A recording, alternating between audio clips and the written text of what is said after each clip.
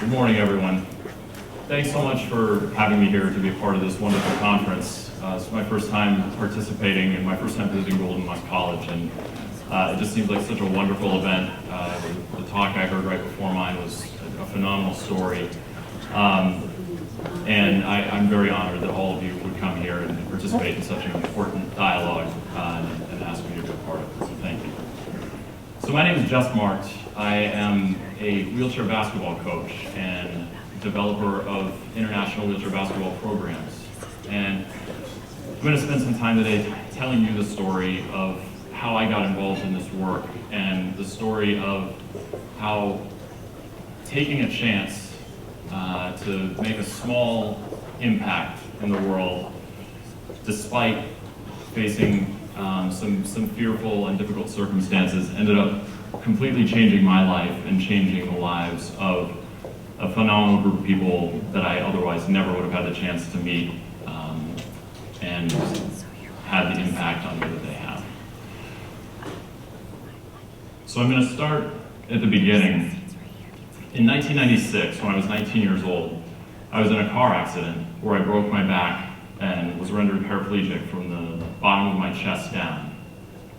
At the time, I was a high jumper for the University of Oregon track team, and sports were a huge part of my life.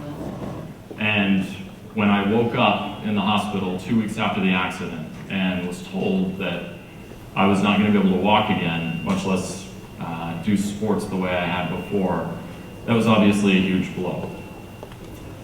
But fortunately for me, I had a phenomenal group of family and friends that supported me and helped me make that transition. And right from the beginning, I decided that I was going to take it on positively, and I was going to approach the prospect of learning to live life from a wheelchair the same way I had approached sports in the past, as a challenge.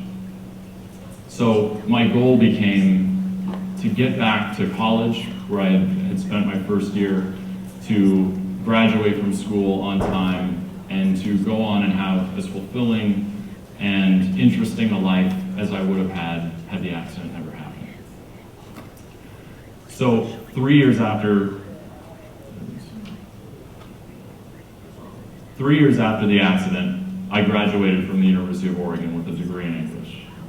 And as soon as I graduated, I moved back to my hometown of Portland and was approached by the Portland Wheelblazers of the National Wheelchair Basketball Association, which is the local top-level wheelchair basketball team. They asked me if I'd like to come and try out for the team, having been connected through some therapists that I knew that I had done rehab with. So I took them up on their offer, and even though I wasn't sure if basketball in a wheelchair was going to be nearly as fun and exciting as basketball had been the way I had played it growing up, I decided to go give it a try, and immediately fell in love with it. I think the first thing that I realized when I went back was, holy cow, I am terrible at this game that I had spent my whole life learning to love. I've got to keep doing this so that I can learn how to be good at it the way I was before. So I took that challenge, and as I had recovering from the injury in the first place and going back to school, I went back, made the team, and spent the next several years playing with the Wheelblazers and traveling around the country playing wheelchair basketball. Now, fast forward to 2009. I was living in New York City, in Brooklyn actually, playing for the New York Rolling Knicks, also the National Wheelchair Basketball Association. I've been living in New York for a few years at that point, and I was working as a communications director as my day job and playing basketball on the side. At one point in the summer of 2009, I received an email from a woman who ran a small nonprofit in Brooklyn, near where I lived, who had just returned from Afghanistan. She had been over there creating a video project to support women's rights in Afghanistan. And very randomly, while she was there in a tiny little town in the north of Afghanistan, she ended up meeting a wheelchair basketball team that had just been formed there. And she had never seen wheelchair basketball played in any context, but needless to say, seeing men in wheelchairs in the middle of a tiny town in Afghanistan playing wheelchair basketball was totally outside anything she expected to see when she went to visit the country. So she went up to them and she asked she told them, this is a phenomenal thing that you're doing. How long have you been doing it? And they said, oh, we just started. And she said, well, what can I do when I go back to the United States to help you with this sport that you're playing? And they said, we need somebody to come and teach us how to play. Because this organization that was led by a British person in that town had decided to build them a basketball court and brought together some old beat up wheelchairs and gave them a ball and said, here you go, try basketball, you'll love it. And they loved it, but they had no idea how to play. So they realized that the thing they really needed was some education. So they asked her, would anybody be willing to come from the United States to teach us how to play? So she came back, sent out emails to everyone she could find that was related to wheelchair basketball, sent it out to various teams and organizations, one of which was my team, the Rolling Knicks. And I still remember that the manager of our team sent this email, forwarded this email out to all of us. And I remember that the email said, here's a lady who wants somebody to go over to Afghanistan and coach wheelchair basketball. If any of you are interested in doing this, call her directly, don't let me know. So I remember reading that at the time and thinking, this is the craziest email I've ever gotten. I have to look further into this. I have to investigate this and find out what's going on. So I started talking to the woman who brought this opportunity up and thinking that, if I were to do this, I would be going and signing my name on a piece of paper, and then this would be a program that was organized, and I would go over there and be, supported by the structure within the organization, and it would be it turns out, no. This was just an idea. She really only had one connection. She knew the director of the orthopedic center where the basketball court existed in this town. And she said, if you're interested in doing this, basically you've got to come up with a way to get a airplane ticket, go over there, and then it's up to you. So I did. I raised the money through family and friends to buy a round-trip ticket to Kabul, Afghanistan. And in November of 2009, I got on a plane and went over there. And you can imagine at the time, my only perspective on what Afghanistan was like was what I was seeing in the media. So you can see, sorry, the blue dot there is the town of Maimana where this team was based. So my perspective on Afghanistan was what I heard in the media, that it was war, it was conflict, it was religious extremism, it was hatred of Americans, all these things that we see reported in CNN and on the BBC and all the news networks, because that's what makes news, is all I knew. So I knew I was going into this place, and I was, I think understandably, a little bit nervous going by myself to a place as what seemed like hostile toward someone like me as Afghanistan. But I made the trip, and I got off the plane, and after some misadventures with wheelchairs getting lost, ended up collecting my two wheelchairs, my basketball wheelchair and my everyday wheelchair, and met up with the director of the orthopedic center in Maimana, who was going to meet me in Kabul, and then we were going to stay there for a night and then travel up to Maimana together. The first thing I found out when I got in the car with him was that a few hours before I arrived, there had been a Taliban attack on a UN compound that involved multiple Western aid workers getting killed. And I found out that that guest house was a short distance away from where I was going to be staying. And so my first thought in my completely jet-lagged, overwhelmed mind was, did I make the wrong decision in coming here? But the decision had been made, I was there. So I went to bed that night, and around 5 minutes after I went to bed, the house started shaking. And what I thought was a bomb, and I thought, this is what it feels like to be blown up. The house is moving back and forth, things are falling off the walls. And luckily, I realized a few seconds later that it was actually an earthquake, which a 6.2 magnitude earthquake struck just north of Kabul the afternoon or the evening that I first got to Afghanistan for the first time. So, having been through a few earthquakes before, I felt a lot better knowing that that's all it was. Went back to bed, didn't sleep, of course, at all that night, but realized that, you know what, if I can make it to Afghanistan, if I can handle having wheelchairs getting lost, if I can handle earthquakes all in the first day, I can get through this. This is all going to be okay. So the next morning at 4 a.m., I get on a military flight and fly with a bunch of European soldiers from Kabul up to Maimana and discover a completely different place than what I experienced in Kabul. The things I noticed in Kabul when I arrived were the dry, arid climate, the crazy traffic, and mainly the people everywhere riding around in pickup trucks on military vehicles, just walking the streets with automatic rifles. It was a very unsettling first experience, and finding out about the attack on the UN compound obviously only contributed to that feeling more uncomfortable. But I arrived in Maimana, and it was sort of like going back in time. This is a town that had one paved road in the entire town, and as many donkey carts like what you see here as there were cars. Little markets and people all interacting, and it was just a very peaceful, kind of bucolic scene. So that naturally put me at ease right away, and I felt like Maimana was going to be a little bit more easy for me to digest than Kabul had been.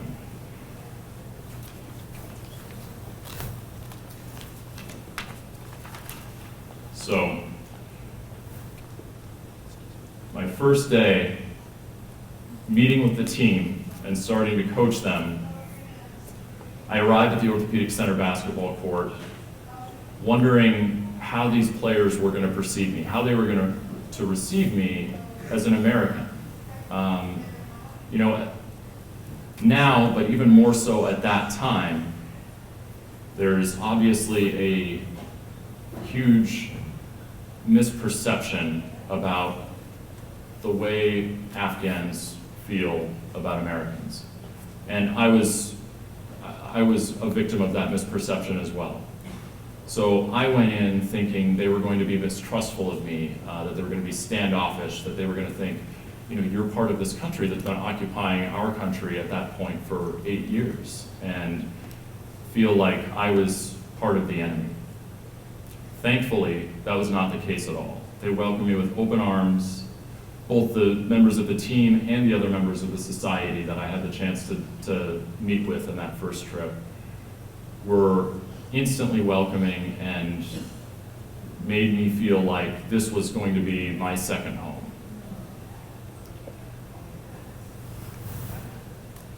So when we started to play, I came in with a plan. I was going to teach all these different things over the course of the week that I was going to be there working with the team.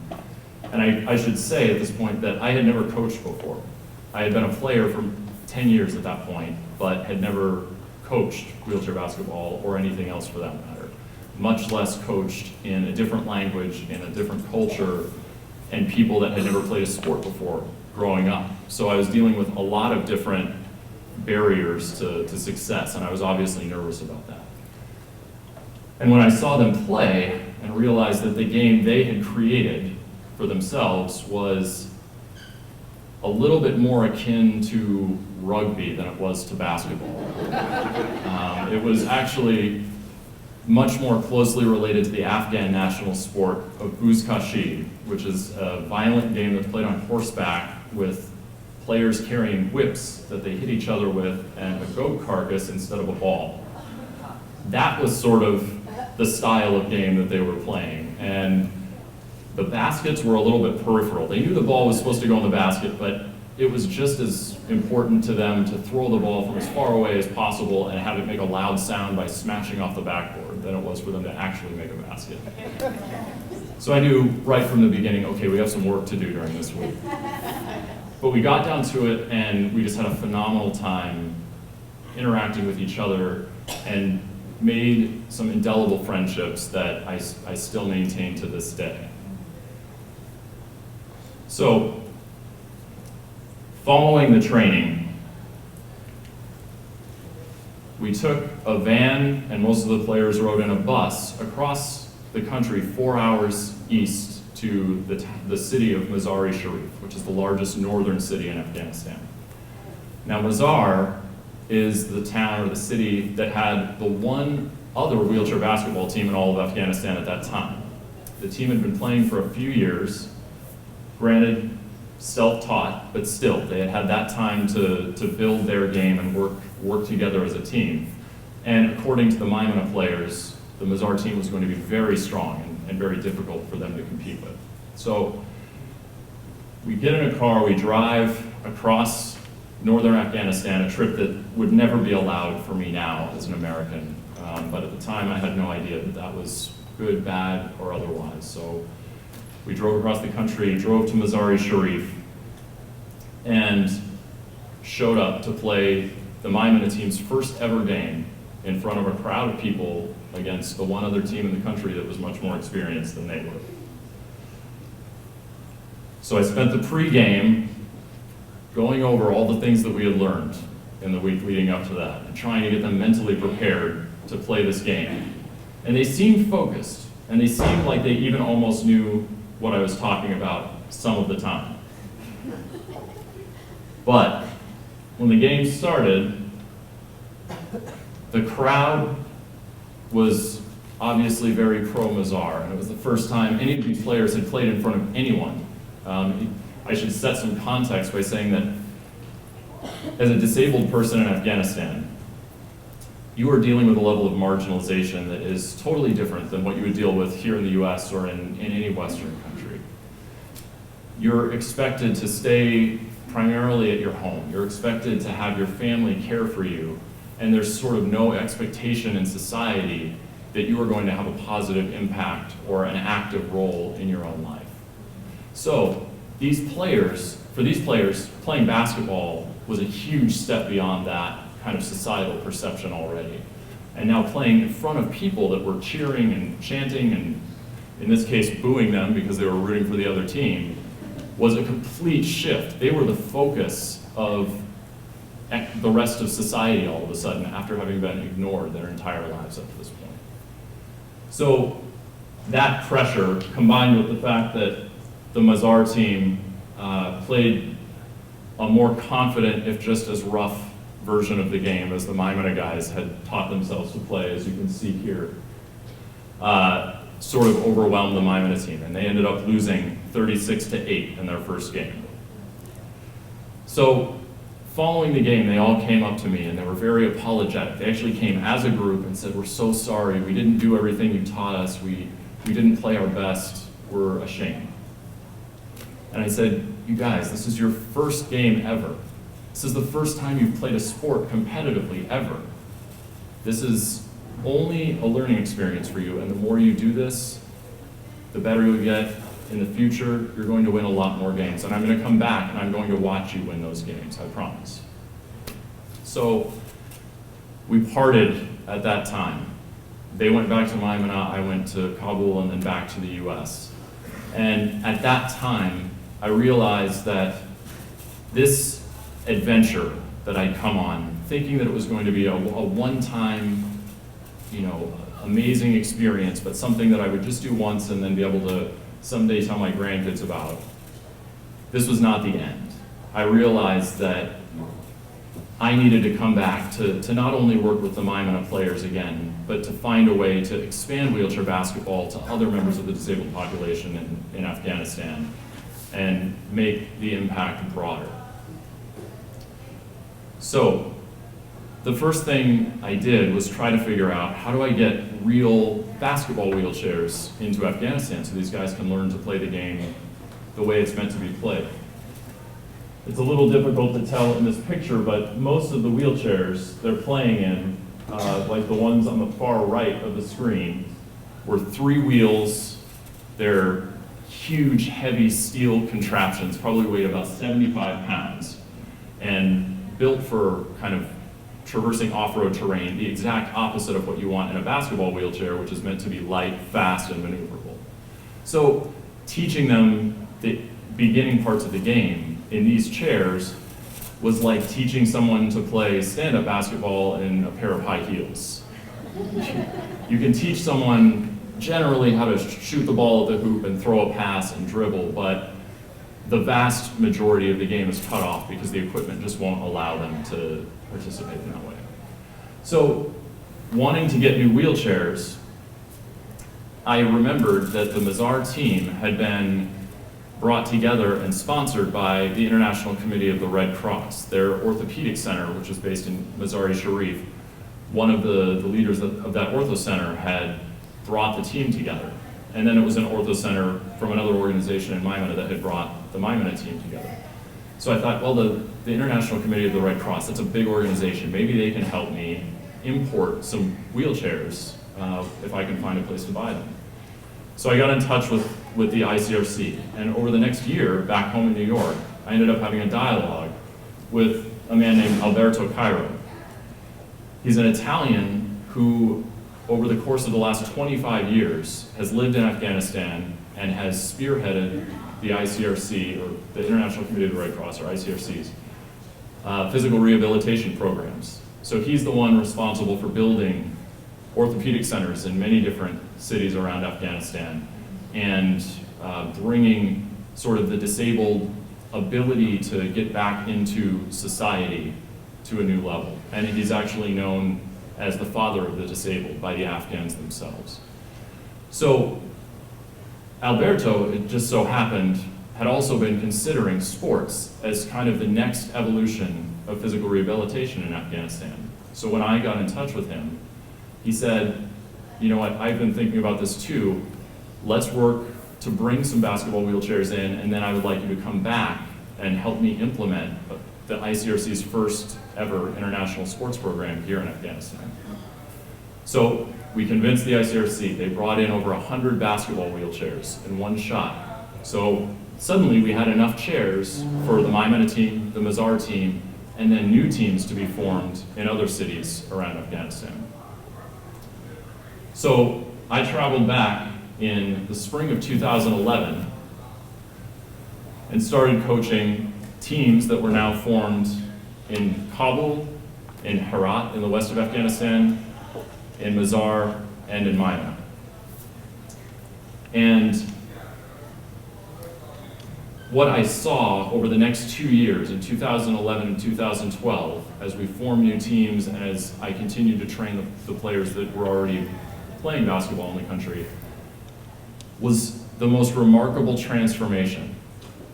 So I saw people that when I first was meeting them, and this goes for the players in Kabul that were brand new when I first started going there as well, players that wouldn't make eye contact, that were clearly completely mired in their situation of being disabled people and being, as a result, marginalized members of their society. I saw them over the next year or 2 years completely transforming and starting to identify themselves now as athletes and forgetting the disability component of it entirely. And so I realized that, and Alberto and the Red Cross also realized that this had the power to have such a broad impact on disabled people all over Afghanistan. So in 2012, after the 2 years of additional training, we had the first national men's wheelchair basketball tournament in Afghanistan. And we brought together the teams from Kabul, Herat, Maimana, and Mazar, and had them compete at the new court we had built in Kabul. And wouldn't you know that the little underdog team from Maimana ended up beating Mazar in the championship game to win the first National Wheelchair Basketball Championship in Afghanistan.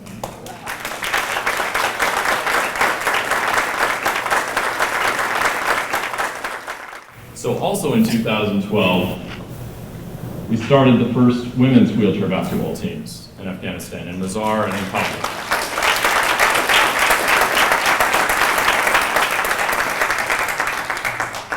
So at first, as you might be able to imagine, given the cultural perspective in Afghanistan, the women who started to play were very nervous about the public perception of them playing basketball, not only as female athletes, which were very rare in the country at the time, but doubly so as disabled female athletes.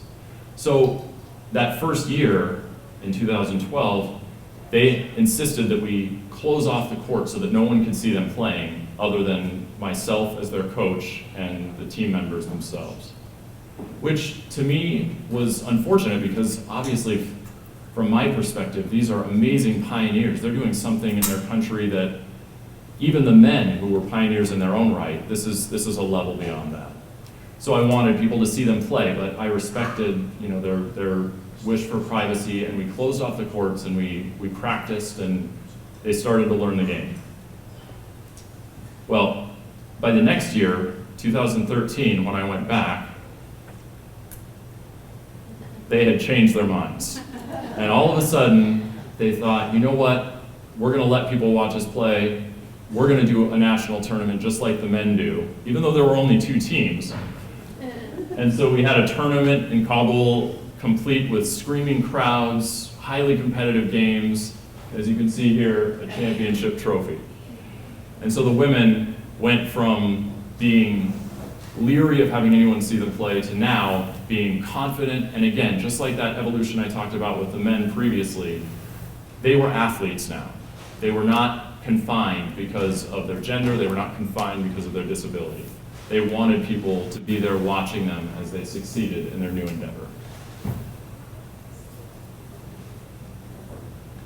So also in 2013, we started 2 new teams in provinces, in cities, Kandahar and Jalalabad, which are much closer to the Pakistan border and much more volatile regions than the northern provinces where I've been coaching previously. So this is a picture of the Kandahar team, which we had to bring to Kabul for me to train them because Kandahar is just deemed too dangerous for me as an American even to travel there. So, as I had with the Maimana team when I first went, even having at this point had a lot of experience in Afghanistan and being much more comfortable in the country, I was very nervous what the Kandahar and Jalalabad players were going to think of me as an American because their cities were constantly being ravaged by the war, and many of them had been injured as a result of either the war that we're in now or the previous wars in those areas. So they showed up, and you can see those stern faces made me a little nervous as I first met them. But, of course, what I found out was that appearances are deceiving, and they ended up welcoming me again and becoming an integral part of what has grown to be my Afghan wheelchair basketball family. So now, you can see we have men's teams where all the blue dots are and women's teams where the pink dots are. 6 men's teams, 3 women's teams, and those teams continue to grow, and we continue to try to establish new ones all across Afghanistan.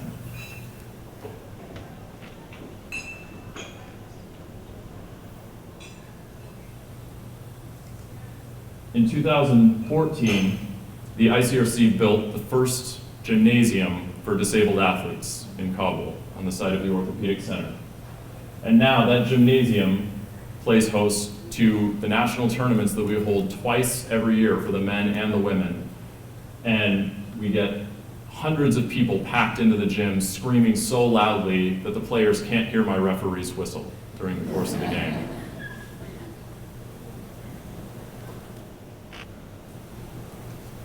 We formed the first men's and women's national teams for Afghanistan in 2014. Here you see the women's national team practicing for the first time. So these players who just a couple years before had been lucky to even get out of their houses, lucky to have anyone acknowledge them as they went down the street, now have the opportunity to represent their country internationally.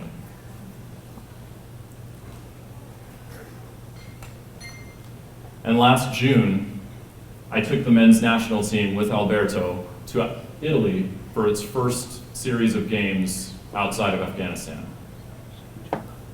So this is before a game in a legendary stadium in the north of Italy that's known as the home of basketball in all of Italy. And the Afghan men's national team got the opportunity to go there, play in front of thousands of people and media from around the world, and represent their country. And here, as you see here, their national anthem played in their honor as they represented Afghanistan for the first time.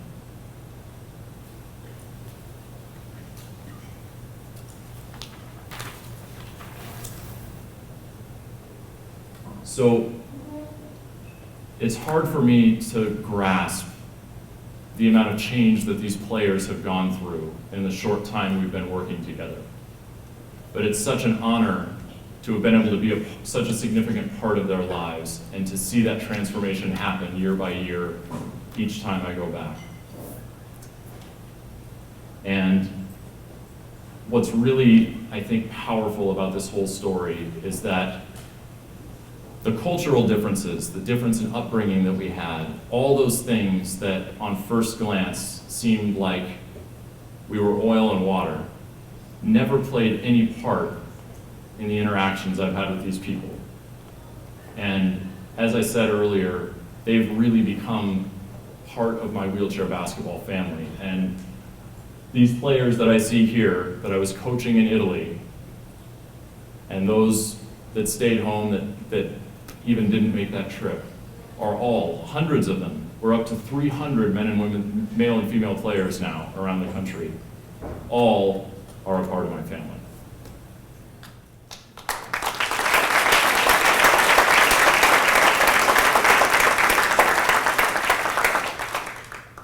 So the great thing is that this story isn't just about basketball. It's not just about them learning to play a sport and excelling at that sport in so many cases. But many of them have taken the confidence that they've gained from learning to play basketball, and the confidence they've gained as athletes, and parlayed that into getting jobs, going back to school, and even starting businesses of their own. So the vast majority of these players have truly reintegrated into society for the first time in their lives or since they've been disabled. So now, given the success that we've seen in Afghanistan, we've gone on, and I've worked with the International Committee of the Red Cross to start similar programs over the last couple of years in India, Palestine, and Cambodia. And we're continuing to look at new opportunities in developing countries around the world to continue to spread the power of sport to the disabled populations. So I'm going to show a quick video now that just introduces you to the players, a few of the players in Afghanistan. There's a documentary that's been being filmed since 2011 that's supposed to come out by the end of this year or early next. And this is just a short trailer that was made for that documentary.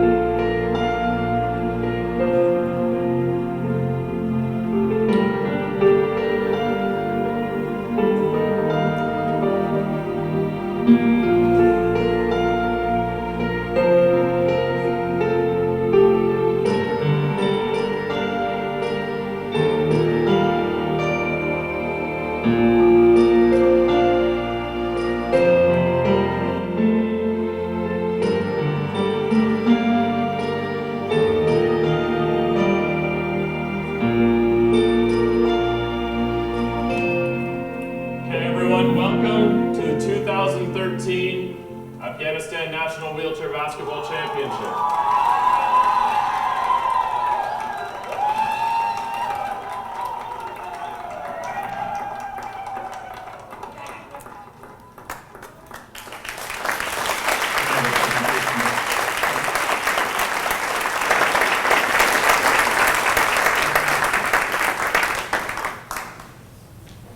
Thanks very much. I'm just excited to see how that comes out as you guys are.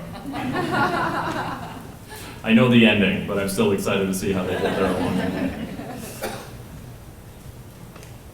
All right, so that's my presentation. Now I'd like to open it up for questions, comments.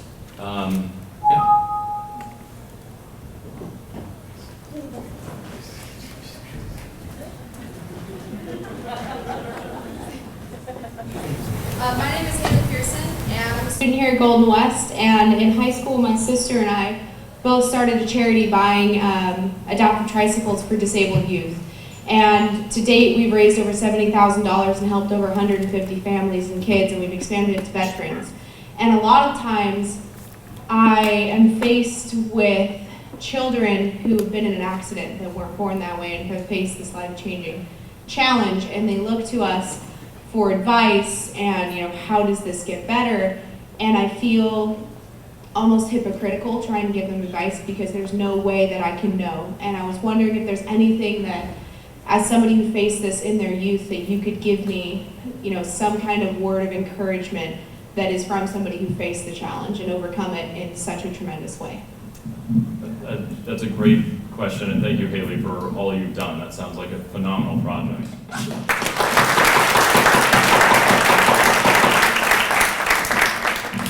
So this is a difficult situation, and it's one that actually I've run into before, because I go back to, when I originally lived in Portland, I would go back to the rehab center where I was going through rehabilitation after I was injured, and in each of the cities that I've lived since, I'm now in Boulder, Colorado, I go back to local hospitals to meet with people that have injuries similar to mine. And there have been many situations where I've been introduced to someone who has an injury much more severe than my own, say a quadriplegic that broke their neck and has very limited or no hand and arm movement. And at first, it was really difficult for me to know how to navigate that conversation because just like yourself, I felt like I don't have the life experience to be able to advise this person. What I'm dealing with is nothing compared to what they're dealing with. But I think the very important thing to realize is that everybody has their own challenges, whether they're physical, whether they're emotional, mental, societal. Everybody deals with things, and one is not harder than the others because it's more physical or more obvious in nature. So I think, as an answer to your question, the best thing you can do is just to be supportive and tell someone that life seems like it just took a 180-degree turn to you right now. And even a year, 2 years after the fact, it may still feel that way to some degree. But everyone can find meaning and purpose in their life. And I think the story I just told is an amazing example of how I have had the opportunity to do something which has now become, unbelievably to me, has become my career. And it's something that I never would have considered or ever had the opportunity to do had I not been through the situation of being injured in my youth. So I know it feels strange to tell someone that who's dealing with an injury and when you're not dealing with the same thing. But I think it's really important for people, newly injured people, to understand that life is going to unfold the way it unfolds, and it's your challenge is learning to deal with it and making the best out of that situation. And I think it's completely valid and truthful to me to say that your life will open up, no matter what happens to you, your life will open up opportunities, and you just have to have your eyes open enough to grasp them when they show up.